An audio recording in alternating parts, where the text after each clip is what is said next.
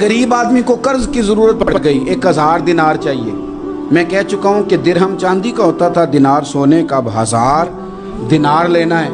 تو جس بندے سے اس نے کہا، اگرچہ وہ نیک بندہ تھا، اس نے کہا یار 1000 دینار دے دو، تو کہنے لگا کوئی گواہ ہے تیرے پاس؟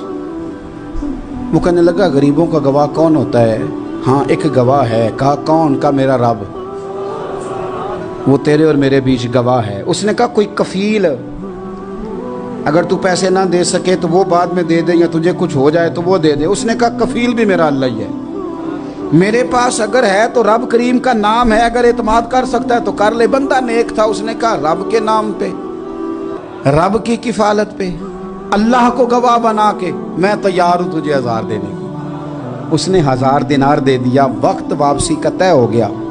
وہ چلا گیا پیسے لے کے، اس نے پوری محنت کی کہ میں نے وقت پہ پیسے لوٹانے، پوری محنت بھی کر لی، اللہ نے مدد بھی کر دی، پیسے بھی اس تاریخ کو اسے مل گئے۔ بعض لوگوں کا تو لوٹانے کا دل ہی نہیں نہ ہوتا۔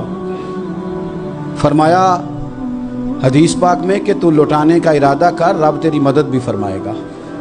لیکن یہاں بہت سارے لوگ کہتے ہیں خیر ہے، ارادہ ہی نہیں، تو پھر جس طرح کا بندے کا گمان ہو رب بھی اسی طرح کا معاملہ فرماتا ہے۔ اس نے پیسے جمع بھی کر لیے اور واپس دینے کو تیار بھی ہو گیا، لیکن رستہ بحری جہاز کا تھا، کشتی کا تھا، دریا کے رستے واپس آنا تھا۔ اب وہ جب آ گیا دریا کے کنارے تو بڑی کوشش کی، پر وہاں اسے کوئی کشتی نہیں ملی۔ وقت پہ پیسے لوٹانے ہیں، سفر کرنا ہے، اب سواری میسر نہیں ہے۔ سوچ سوچ کے پریشان تھا کہ میں نے تو اللہ کے نام پہ لیے۔ اچانک دل میں ایک تجویز آئی، اس نے ایک لکڑی لی، لکڑی کو اندر سے کھولا، 1000 دینار اس میں بھرا، بخاری پڑھ رہا ہوں، اور ساتھ ایک خط بھی لکھا کہ یار میں پیسے پہنچانا چاہتا تھا پر مجھے کوئی چیز نہیں ملی دریا کے اس پار آنے، اللہ کے نام پر تیری طرف روانہ کر رہا ہوں۔ اور یہ کہہ کہ وہ لکڑی دریا میں رکھ دی، وہ لکڑی ڈوب گئی ہے، واپس آ گیا۔ وہ جس نے پیسے لینے تھے وہ عین مقررہ وقت پر دریا کنارے آیا۔ صبح سے سر شام تک اس نے انتظار کیا، دل ڈھلنے لگا تو دل میں خیال آ گیا کہ یار نہیں، اس نے دینے ہی نہیں، جھوٹا وعدہ کر گیا، پہنچا ہی نہیں وقت پہ۔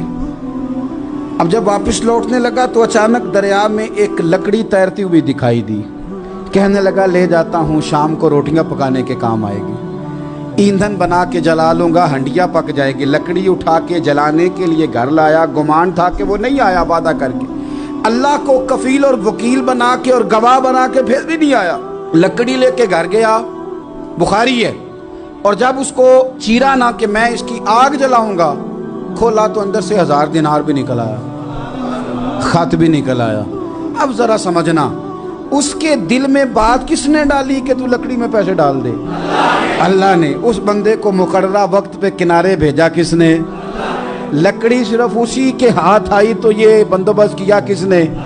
اللہ نے۔ گھر جا کے چیری تو پیسے بحفاظت اس تک پہنچائے کس نے؟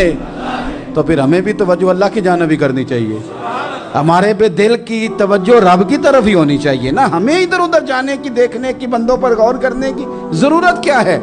وہ پیسے پہنچ گئے، یہ وہاں اپنی جگہ پہ پریشان تھا، اس نے 1000 دینار اور جمع کیا۔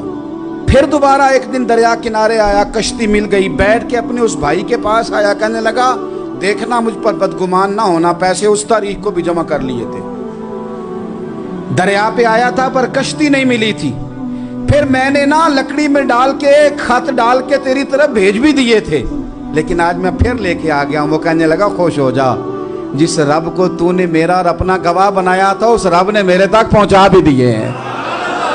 جب لوگ اللہ کو گواہ بناتے ہیں، رب کی جانب اپنی توجہ کرتے ہیں، اپنی چاہتوں، خواہشات اور اپنی ساری چٹھیاں اپنے رب کریم کی رحمت کی طرف روانہ کرتے ہیں، پھر اللہ اپنے بندوں کو مایوس نہیں کرتا، اللہ اپنے بندوں کو نواز دیتا ہے، اللہ تبارک و تعالیٰ اپنے بندوں پہ کرم نوازی کرتا ہے۔